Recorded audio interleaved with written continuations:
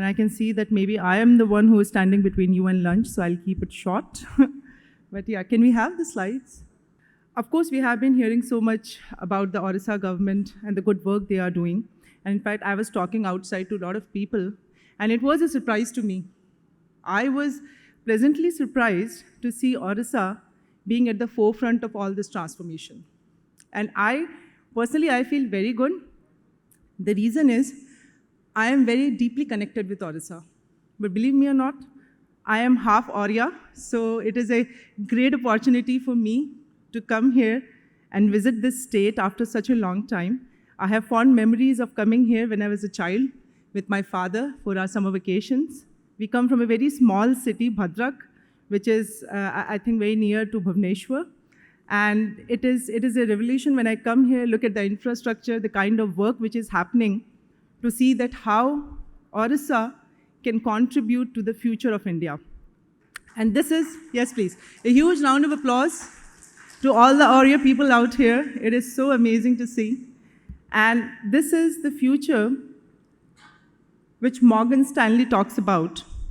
And it also says in the same breath that though we are going to be $7.5 trillion by 2031, what is interesting will be to see that by 2050, we are going to be 40 trillion. Those are huge numbers. And those are going to happen when every state of India is going to contribute to the success.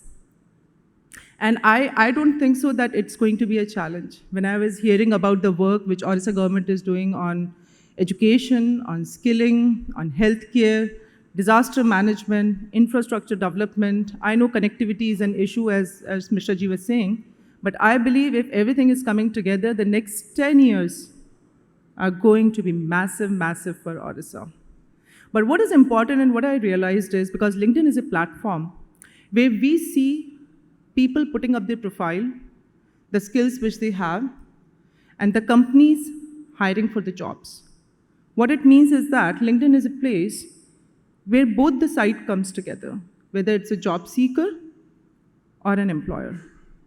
Now, the beauty of it is that the state which is representing this data to the globe in the real time is the one which will get the most companies to come and set up their offices, because we did a survey and found out that one of the major reason, other than the infrastructure subsidies which the government give, one of the major reason is talent, why the companies come and set up their shop. Now, if that talent, you are doing so much of work, skilling is happening, there are great academia, there is great universities which are here in Orissa, how are we representing our talent and skill set to the world? That is very, very important. So I would urge you all, especially the academicians who are here, and even the working population, the public sector units, the corporates who are here, to make sure that your people are creating these profiles and representing Orissa's talent landscape digitally on LinkedIn platform, because that is where almost 3 out of 4 recruiters who are on top 500 companies, Fortune 500 companies, they hire from there.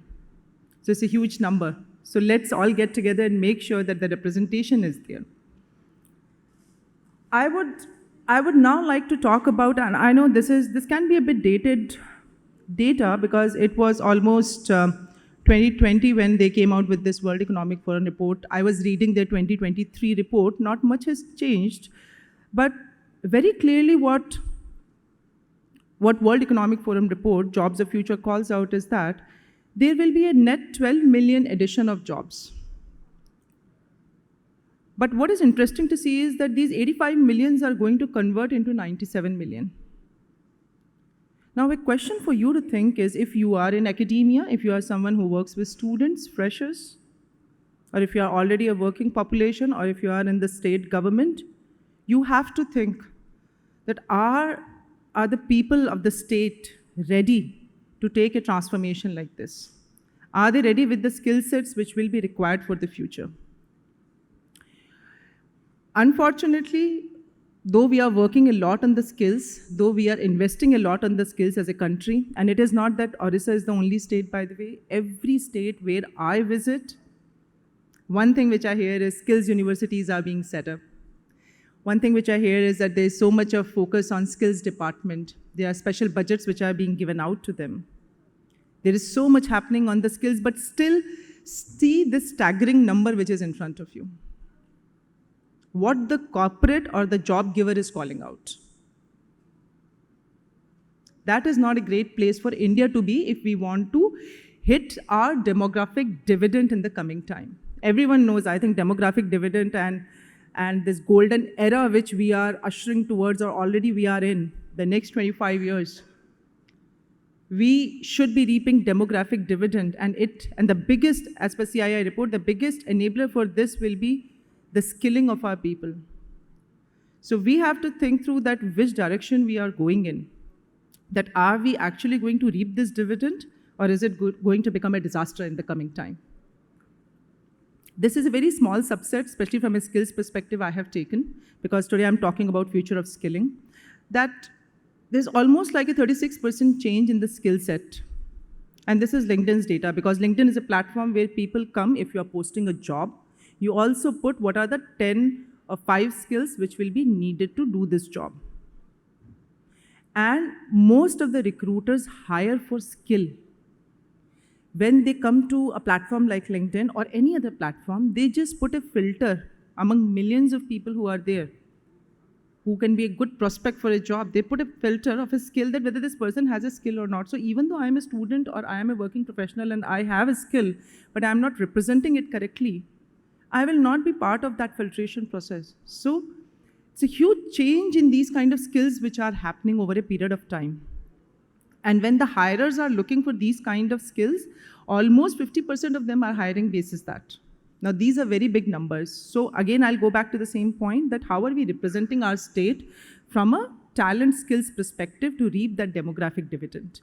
And how I am representing myself as Orissa in front of my prospective companies whom I'm trying to attract. And I met Hemant sir also, he was talking so amazingly about Orissa. All the right things are getting done. Checkbox, checkbox, checkbox. But how are we representing it outside? That is a very, very important question. Am I giving an opportunity to a company which is sitting in Israel, or a company which is sitting in US or in some European or Australia, that they can quickly filter based on Orissa, how many people are there? And I'll show you that number, what is on LinkedIn right now, how Orissa is represented on LinkedIn. I'll show you that number. That can they quickly filter and see that how, is Orissa a great place for a talent perspective? Now, this is the number. I know it can be a little far away from what you are thinking, but there are almost 1 million odd people who identify themselves in Orissa, who are on LinkedIn as working population. LinkedIn has mostly white-collar jobs, so you will find more of the white-collar people who are working in white-collar jobs over here. This data also speaks about the kind of skills which these people are having today and the kind of skills which they are learning for future. These are two different things. So this is the kind of data which is visible outside if someone comes and have a look at it on a very basic. So not every company will be coming and talking to the Orissa government directly to just get all the in-depth understanding of the talent and all that. They try to figure out certain basic things on their own before they even start thinking or prioritizing which state they want to be in. So with that, I'm tapering towards end of my presentation with, again, my full focus on skilling, especially for students, because these are the ones who are going to be the key contributor to the demographic dividend, which we are going to see in the next 25 years. And this is LinkedIn's data. This is how our data gets powered. Very recently, 2 months back, we celebrated our 100 million mark in India. We have 100 million members in India, and 1 million, of course, is a very small number for Orissa, but yes, we do have this kind of workforce only in white collar right now, and we are investing a lot in making sure that people from other, like a gray collar, is also coming on our platform. We want students to be part of our LinkedIn platform so that they can connect with the economic opportunity. They can see the skills which are trending in the market, upskill themselves, and connect to the job of their future. With this, I would like to just put in one slide the kind of work which we do. I have been talking about this from the past 10 minutes, but in nutshell, this is what we do. We help you in the employability and competitiveness. We also help you connect with the access, or we help you with the equitable access to the economic opportunity, and provide you the agility which is much needed in today's environment. Before I wrap this up, I want a quick show of hands that how many of you have a LinkedIn profile? Which is almost everyone. Thank you very much. It really, really warms my heart. And now, the more important question, how many of you have put skills on your profile? Immediately, there is a 50% drop. Now you see why it is important, because this is the data which gets fed into the system. This is something which every prospective company who wants to invest in Orissa looks at. Yeah? And I would like to end, this is my last slide, I would like to end this with the Honorable Chief Minister very recently said, and all the good things he's been doing. We are a big fan of Orissa, also from a personal front, because I am half Arya. But I think skill development, as he rightly said, is not just a moral obligation of people, but it is also something which is an economic prerequisite which we have, and it can lead to human transformation, which is totally in line with transforming Orissa. So thank you very much. Pleasure to come here.